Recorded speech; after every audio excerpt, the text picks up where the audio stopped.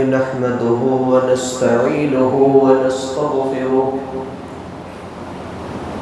ونعوذ بالله من شرور أنفسنا ومن سيئات أعمالنا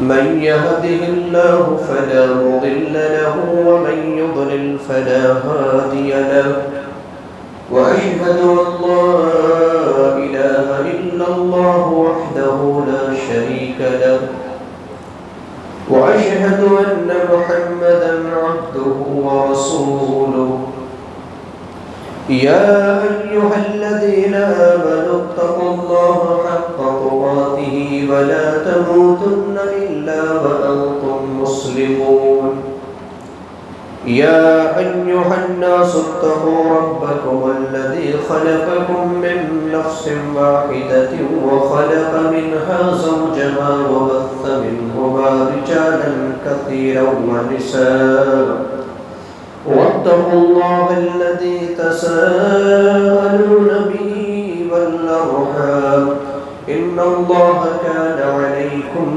رقيبا يا أيها الذين آمنوا اتقوا الله وقولوا قولا سديدا يصلح لكم أعمالكم ويغفر لكم ذنوبكم ومن يطع الله ورسوله فقد فاز فوزا عظيما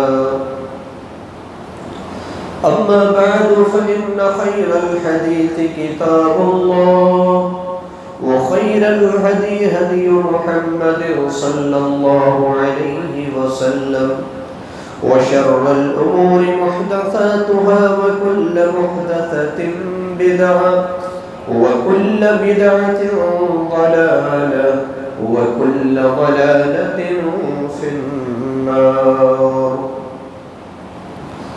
أما بعد فأعوذ بالله من الشيطان الرجيم بسم الله الرحمن الرحيم إنا أنزلناه في ليلة القدر وما أدراك ما ليلة القدر ليلة القدر خير من ألف شهر تنزل الملائكة والروح فيها بإذن ربهم من كل أمر سلام هي حتى مطلع الفجر.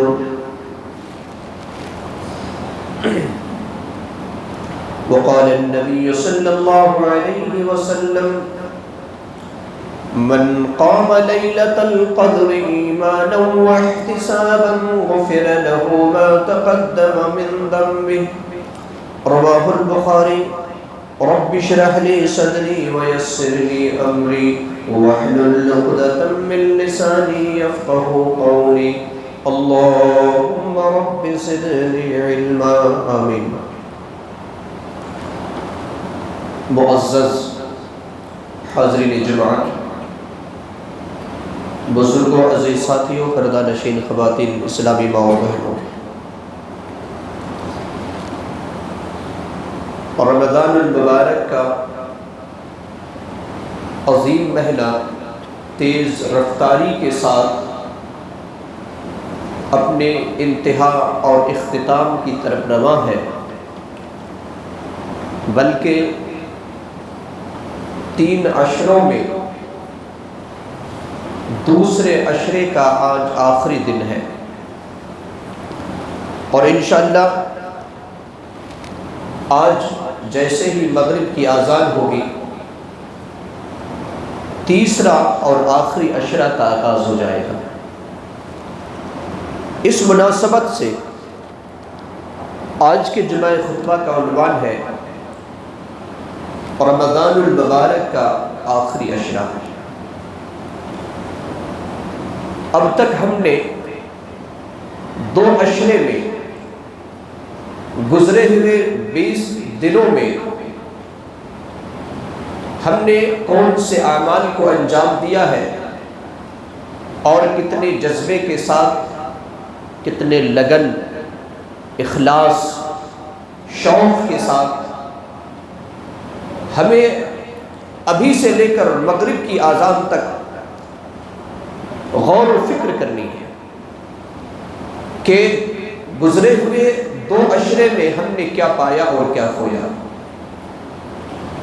اور فکر کرنے کا مطلب یہ ہے کہ ہمارے اندر جو کوتاہیاں، کاہلیاں اور سستیاں تھیں، اب ہم آخری عشرے میں ایسا نہیں کریں گے، اور اخلاص کے ساتھ، حوصلہ اور جذبہ کے ساتھ، کمر بستہ اور پوری تیاری کے ساتھ ہم آخری عشرے کا استقبال کریں گے، اور صرف استقبال ہی نہیں بلکہ نبی جناب محمد الرسول اللہ صلی اللہ علیہ وسلم کی سنت کے مطابق اس آخری عشرے کو گزاریں گے۔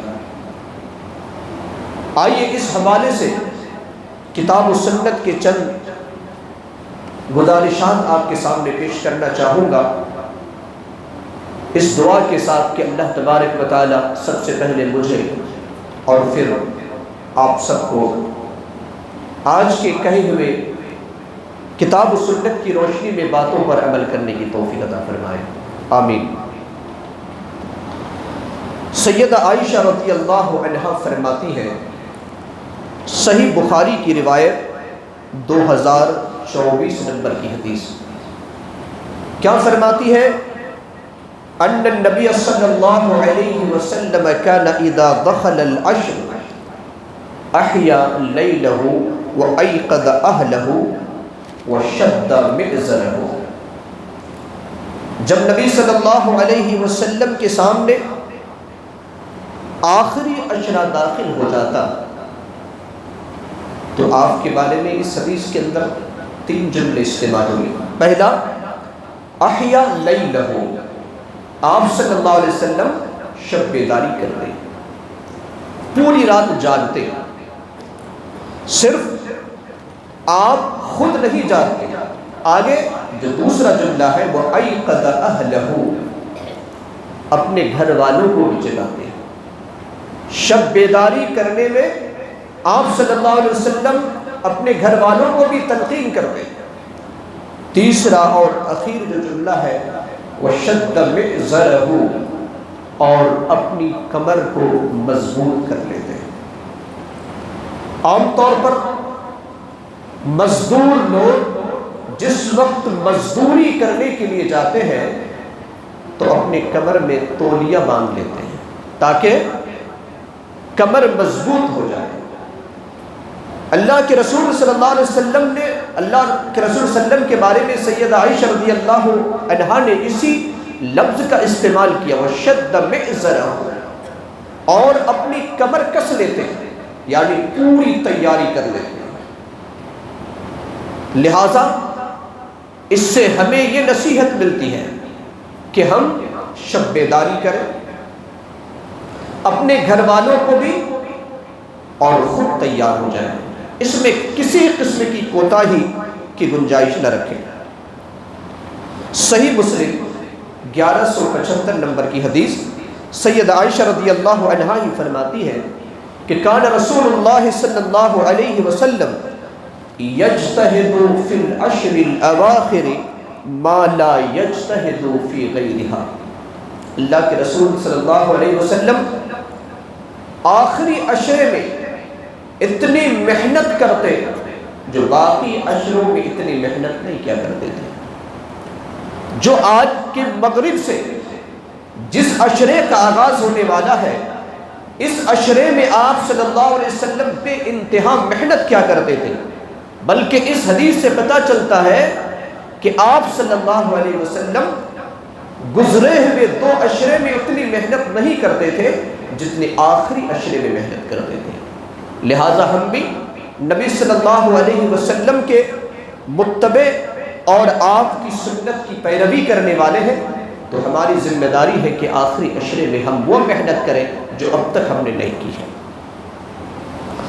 اور سب سے بہترین محنت اور سب سے بہترین طریقہ جو نبی صلی اللہ علیہ وسلم نے ہمیں کر کے بتایا ہے، وہ طریقہ ہے اعتکاف کا۔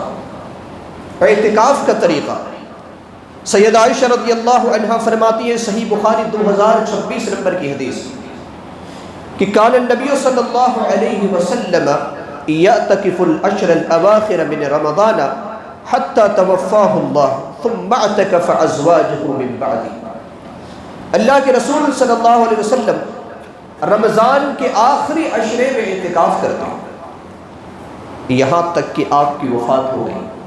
یعنی آپ نے اپنی پوری زندگی میں 8-9 سال جو بھی رمضان کا مہینہ گزرا، آپ صلی اللہ علیہ وسلم نے اعتکاف کیا، اور جب آپ اس دنیا سے رخصت ہو گئے، آپ کے ازواج مطہرات جو امہات المؤمنین ہیں، ہماری مائیں ہیں، چاہے وہ عائشہ رضی اللہ عنہا ہو یا دیگر امہات المؤمنین ہو، انہوں نے بھی اعتکاف کیا۔ سیدنا ابو ہریرہ رضی اللہ عنہ فرماتے ہیں کہ کان النبی صلی اللہ علیہ وسلم یعتکف فی کل رمضان 10 ایام فلما کان العام الذی قبض فیہ اعتکف 20 یوما۔ یہ بھی صحیح بخاری 2024 نمبر کی حدیث کہ نبی صلی اللہ علیہ وسلم ہر رمضان میں آخری عشرے میں اعتکاف کیا کرتے تھے، یہاں تک کہ جس سال آپ صلی اللہ علیہ وسلم کی وفات ہونے والی تھی، آپ نے 1 عشرے کا نہیں بلکہ 2 عشرے کا یعنی 20 دنوں کا اعتکاف کیا۔ آپ نے 20 دنوں کا اعتکاف کیا۔ حضرت عائشہ رضی اللہ عنہا فرماتی ہے، صحیح بخاری 2041 نمبر کی حدیث، کسی وجہ سے آپ صلی اللہ علیہ وسلم نے رمضان میں اعتکاف نہ کر سکا، جس کی وجہ سے آپ نے شوال کے آخری عشرے میں اعتکاف کیا۔ اس کے بعد والا جو مہینہ ہے شوال کا مہینہ، تو شوال کے مہینے میں آپ صلی اللہ علیہ وسلم نے اعتکاف کیا، یعنی رمضان کے آخری عشرے میں کسی وجہ سے آپ نے اعتکاف کو ترک کر دیا، لیکن اس ترک کو آپ نے شوال کے مہینے میں مکمل کیا، کیونکہ آپ صلی اللہ علیہ وسلم کا معمول تھا کہ جو آپ کام کیا کرتے تھے وہ کام لگاتار کرتے تھے، کبھی ترک نہیں کرتے تھے، چھوڑتے نہیں تھے۔ مثال کے طور پر آپ صلی اللہ علیہ وسلم ظہر کے بعد 2 رکعت سنت پڑھا کرتے تھے، جیسا کہ سنت مؤکدہ ہے، اور آپ صلی اللہ علیہ وسلم نے بتایا کہ عصر کی نماز کے بعد کوئی نماز نہیں یہاں تک کہ آفتاب غروب ہو جائے، لیکن آپ صلی اللہ علیہ وسلم نے ایک دن عصر کے بعد 2 رکعت نماز ادا کی، اور آپ نے توجیہ کی، آپ نے وضاحت کرتے ہوئے فرمایا کہ میں نے عصر کے بعد کیوں نماز ادا کی 2 رکعت؟ وجہ یہ ہے کہ جب ظہر کی نماز مکمل ہو گئی تھی تو پھر چند لوگ قافلہ کی شکل میں میرے پاس آئے، اور اتنا وقت میرے پاس نہیں تھا کہ میں ظہر کے بعد والی سنت کو ادا کروں، یہاں تک کہ عصر کا وقت آ گیا، لہٰذا میں نے اس سنت کو عصر کے بعد ادا کی۔ تو آپ صلی اللہ علیہ وسلم کا یہ معمول تھا کہ جس کام کو آپ کیا کرتے تھے لگاتار کیا کرتے تھے، یہاں تک کہ کسی سبب یا کسی وجہ سے آپ نے آخری عشرہ میں اپنی زندگی کے 1 مہینہ رمضان میں اعتکاف نہ کر سکے تو آپ صلی اللہ علیہ وسلم نے اس عشرے کے بدلے میں اس اعتکاف کو آپ نے شوال کے آخری عشرے میں کیا۔ یہ صحیح بخاری کی روایت ہے۔ اعتکاف سے متعلق چند مسائل جان لینا ضروری ہے۔ سب سے پہلا مسئلہ یہ ہے کہ اعتکاف خواہ مرد ہو یا عورت شرط ہے مسجد۔ اللہ تبارک و تعالیٰ نے بتایا سورۃ البقرہ آیت نمبر 187 میں وَأَنْتُمْ عَاكِفُونَ فِي الْمَسَاجِدِ، اللہ رب العالمین نے اعتکاف کو مسجدوں کے ساتھ خاص کیا، جس سے پتہ چلتا ہے کہ مرد ہو یا عورت شرط ہے مسجد۔ اگر مسجد میں عورتوں کا انتظام نہیں ہے تو اس کے لیے اعتکاف بھی نہیں ہے۔ گھروں میں اعتکاف کا کوئی مسئلہ قرآن و حدیث کے اندر موجود نہیں ہے۔ اسی طریقے سے دوسرا مسئلہ یہ ہے کہ اعتکاف گاہ میں کب داخل ہوا، تو اعتکاف گاہ میں داخل ہونے کے لیے سیدہ عائشہ رضی اللہ عنہا کی مشہور حدیث جس کو امام ابو داؤد رحمہ اللہ نے نقل کیا ہے، سنن ابو داؤد حدیث نمبر 2464۔ عائشہ رضی اللہ عنہا فرماتی ہے کہ کان رسول اللہ صلی اللہ علیہ وسلم اذا اراد ان یعتکف صلی الفجر ثم دخل معتکفہ، جب رسول اللہ صلی اللہ علیہ وسلم اعتکاف کا ارادہ کرتے تو فجر کی نماز ادا کرتے اور اپنے اعتکاف گاہ میں داخل ہو جاتے۔ گویا کہ نبی صلی اللہ علیہ وسلم دراصل آج یعنی 21ویں تاریخ کی رات سے مغرب کی اذان ہوتی، آپ صلی اللہ علیہ وسلم مسجد ہی میں رہتے، پھر آپ صلی اللہ علیہ وسلم عشاء کی نماز ادا کرتے، اور پھر عشاء کی نماز کے بعد آپ صلی اللہ علیہ وسلم کا معمول تھا کہ جو آپ نماز ادا کرتے ذکر و اذکار کرتے، یہاں تک کہ فجر تک ایسا ہی کرتے، اور پھر فجر کے بعد آپ صلی اللہ علیہ وسلم اعتکاف گاہ میں داخل ہو جایا کرتے تھے۔ اعتکاف کے لیے سنت کیا ہے؟ یاد رہے کہ بلا ضرورت اور اشد ضرورت، بلا اشد ضرورت کے کوئی انسان جو معتکف ہے، اعتکاف کرنے والا ہے، اس کے لیے جائز اور درست نہیں ہے کہ وہ گھر سے مسجد سے باہر نکلے، یہاں تک کہ دینی معاملہ میں بھی نہیں نکل سکتا ہے۔ حدیث اس طریقے سے سنن ابو داؤد حدیث نمبر 2473 میں موجود ہے۔ عائشہ رضی اللہ عنہا فرماتی ہے کہ السنۃ علی المعتکف الا یعود مریضا ولا یشہد جنازہ ولا یمس امرأة ولا یباشرها ولا یخرج لحاجۃ الا لما لا بد منہ۔ اعتکاف کرنے والوں پر سنت یہ ہے کہ وہ کسی مریض کی عیادت نہ کریں۔ دیکھیں، مریض کی عیادت کرنا بڑا اجر و ثواب کا کام ہے، نہیں نکل سکتے۔ ولا یشہد جنازۃ، کسی جنازہ میں وہ حاضر نہ ہو، یعنی کسی جنازے میں وہ شریک بھی نہیں ہو سکتا ہے۔ ولا یمس امرأۃ، اپنی بیوی کو ہاتھ نہیں لگا سکتا ہے۔ ولا یباشرها، اور نہ ہی ان سے ہم بستری کر سکتا ہے۔ ولا یخرج لحاجۃ، اور کسی کام کے لیے نکل بھی نہیں سکتا ہے، الا لما لا بد منہ، مگر جو کام اس کے لیے بے انتہا ضروری ہے۔ مثال کے طور پر اسے نہانے کی ضرورت ہو اور مسجد میں غسل کھانا نہیں ہے، یا اسے قضاء حاجت کی ضرورت ہے اور بیت الخلاء مسجد میں نہیں ہے، تو یہ جو ضرورت ہے جس کے بغیر انسان کا چارہ نہیں، گزارا نہیں، تو اس کے لیے وہ انسان نکل سکتا ہے، اور یوں فضول کام کے لیے نہیں نکل سکتا ہے، یہاں تک کہ نیکیوں کے کام حاصل کرنے کے لیے بھی نہیں نکل سکتا ہے۔ اسی طریقے سے جو معتکف ہوگا، اعتکاف کرنے والا ہوگا، وہ مسجد میں رہ کر، اپنے اعتکاف گاہ میں رہ کر فرض نماز با جماعت ادا کرے گا، سنت مؤکدہ جو 12 رکعتیں ہیں اس کا اہتمام کرے گا، نوافل کا اہتمام کرے گا، تلاوت، اذکار، دعا، صدقہ و خیرات، ان تمام چیزوں کو اپنائے گا۔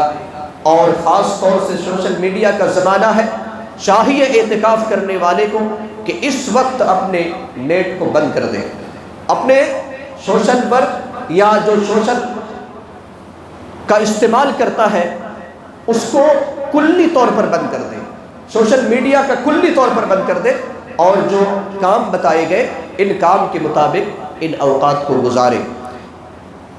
اب صرف اعتکاف کرنے والوں کے لیے نہیں بلکہ تمام لوگوں کے لیے کون سے کام کرنے ہیں، تو سب سے پہلا جو کام ہے اس عشرے میں وہ ہے تلاش شب قدر، یعنی شب قدر کو تلاشنا ہے۔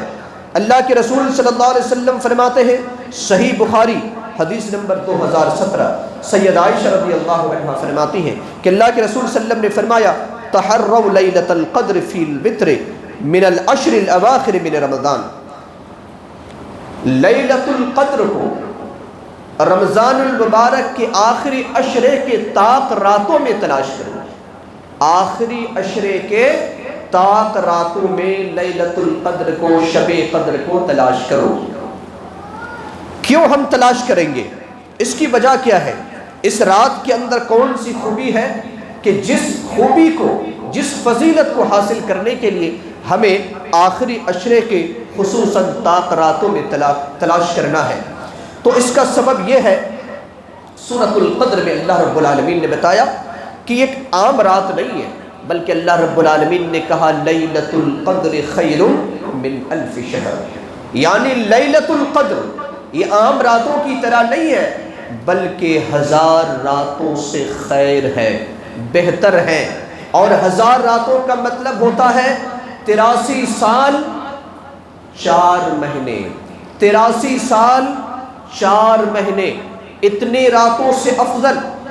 میں مثال دے کر آپ کو یہ بات سمجھانے کی کوشش کروں، اگر آپ سے کوئی کہے، آپ کا کفیل کہے کہ بھائی صاحب جنوری کا جو مہینہ ہے اس کے جو آخری عشرے ہیں، آخری 10 دن ہیں، ان 10 دنوں میں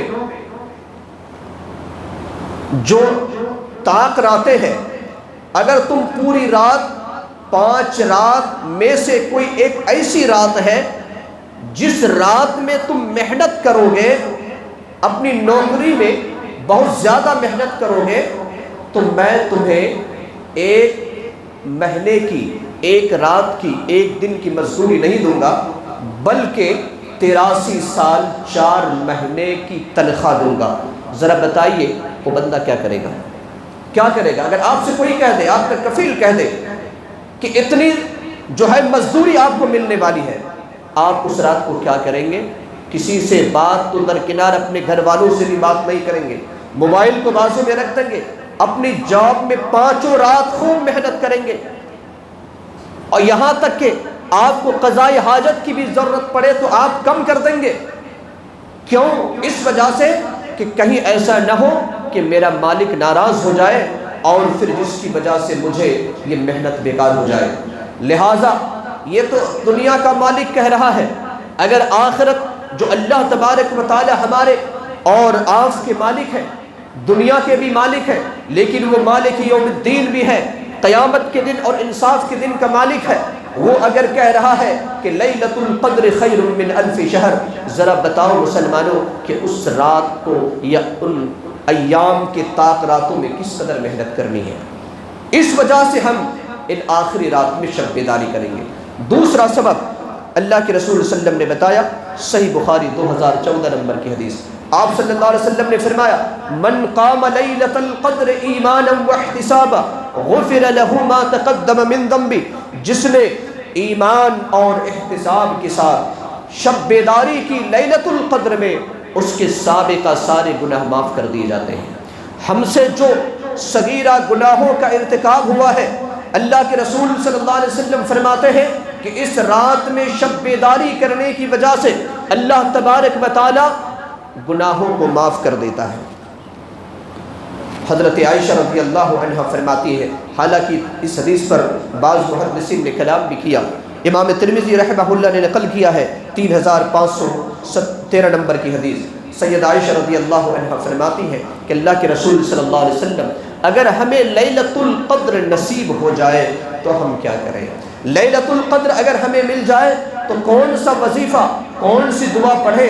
پیارے رسول صلی اللہ علیہ وسلم نے دعا سکھلائی اور کہا، کہو قولی اللہم انک عفو تحب العفو فاعف عنی، اے اللہ تو معاف کرنے والا ہے، معافی کو پسند فرماتا ہے، لہٰذا اے اللہ تو مجھے معاف فرما دے۔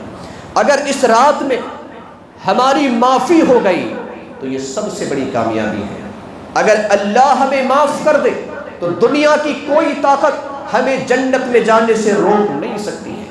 اگر اللہ ہمارا معاف کر دے تو دنیا کی کوئی طاقت ہمیں جہنم میں داخل نہیں کر سکتی ہے۔ لہٰذا اللہ کے رسول صلی اللہ علیہ وسلم نے یہ اہم دعا سیدہ عائشہ رضی اللہ عنہا کو سکھلائی اور یہ امت کے لیے تعلیم بنی۔ لیکن آج کا ماحول کیا ہے؟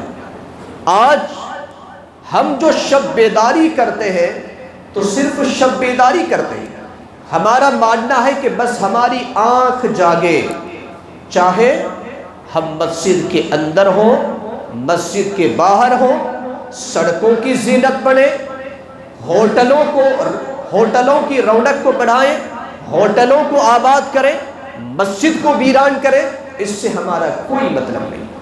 اللہ کے رسول صلی اللہ علیہ وسلم آخری عشرے میں سڑکوں تو درکنار، بازاروں اور ہوٹلوں تو درکنار، اللہ کے رسول صلی اللہ علیہ وسلم گھر کو بھی ترک کر دیتے تھے اور مسجد کو اپنا گھر بنا لیتے تھے، یعنی مسجد ہی میں آخری اشرا میں گزارا کرتے تھے۔ اور آج ہمارا حال کیا ہے کہ آج ہم مسجد میں برائے صرف نام کے آتے ہیں، اور ہمارا حال تو یہ ہے کہ ہم مسجد میں آنے سے پہلے مسجد سے نکلنے کی ہم فکر کرتے ہیں کہ کب نماز ختم ہوگی کہ ہم مسجد سے نکل جائیں۔ یہ آج ہمارا ماحول ہے۔ مسلمانوں، سڑکوں پر، ہوٹلوں پر، اسی طریقے سے مسجد کے باہر کھانے پینے میں اپنے اوقات کو نہ گزاریں۔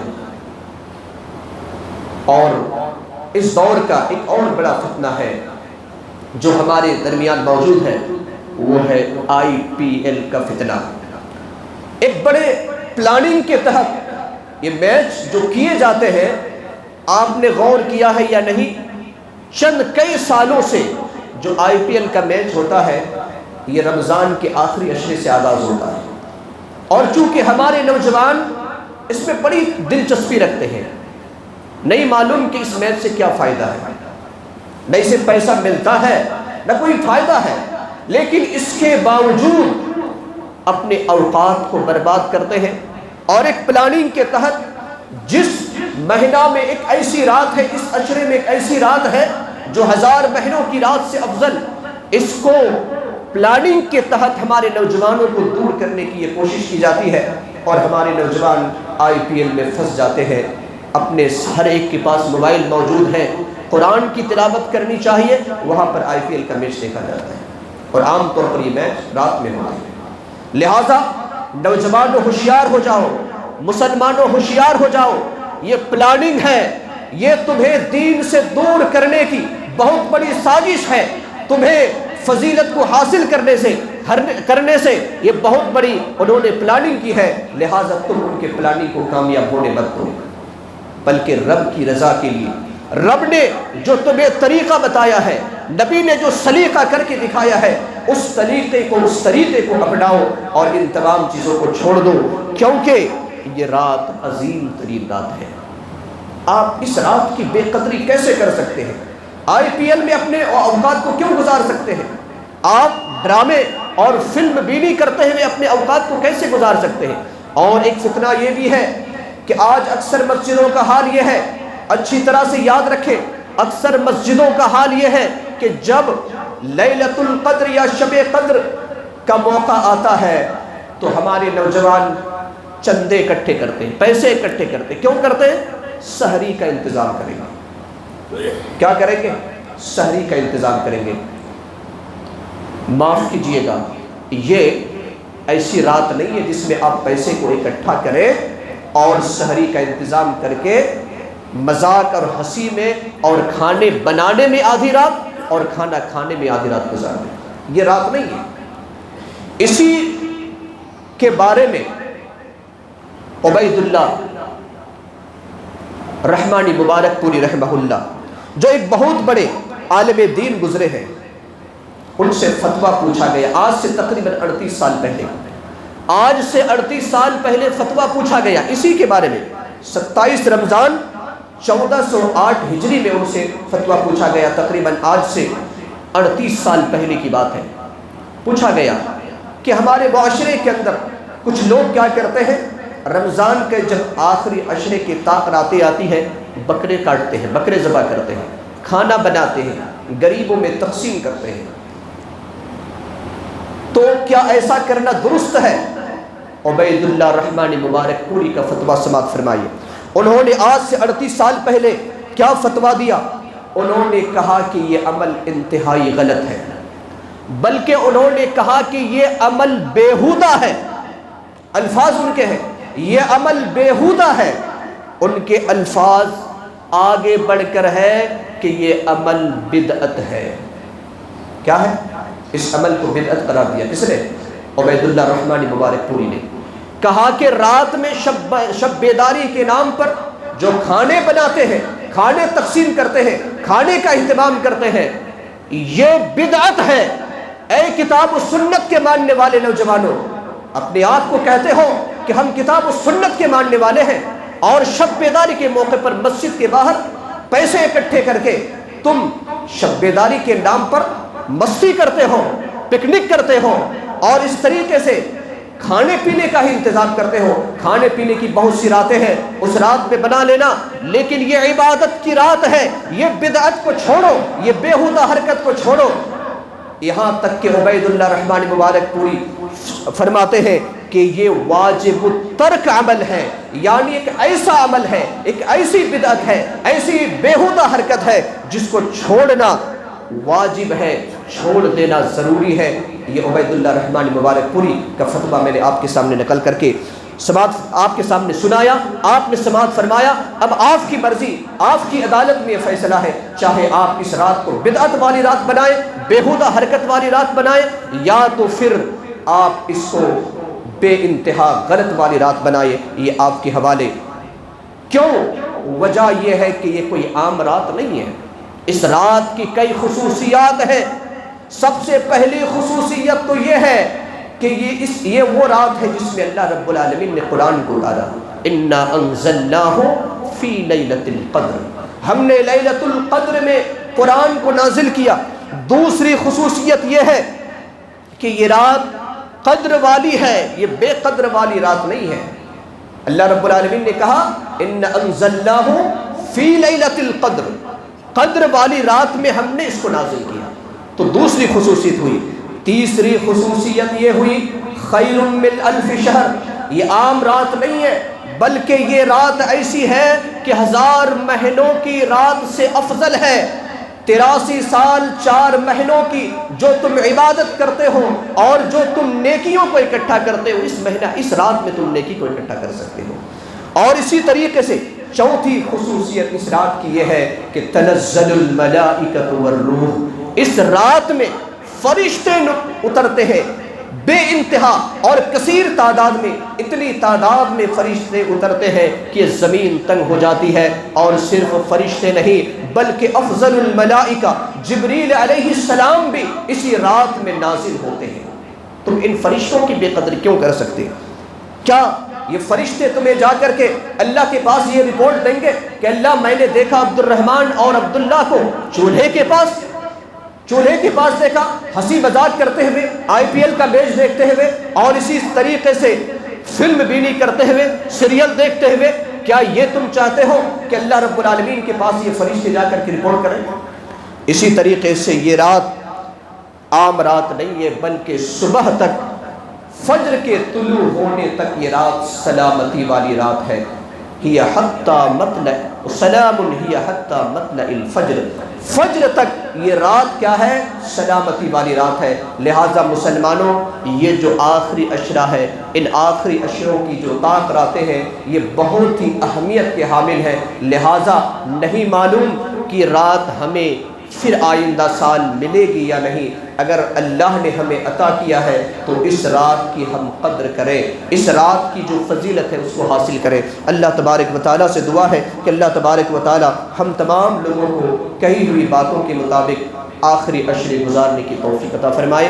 اے اللہ ہم سب کو آخری عشرے کی فضیلت کو حاصل کرنے کی توفیق عطا فرما. الہ العالمین ہماری گناہوں کی مغفرت فرما دے، ہمارے حسنات کو قبول فرما دے، ہمارے مرحومین اور مرحومات کی قبر کو نور سے منور فرما دے.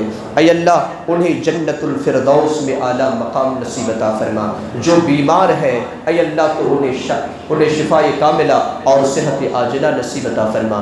جو لاولد ہے اے اللہ تو انہیں صاحب اولاد بنا دے.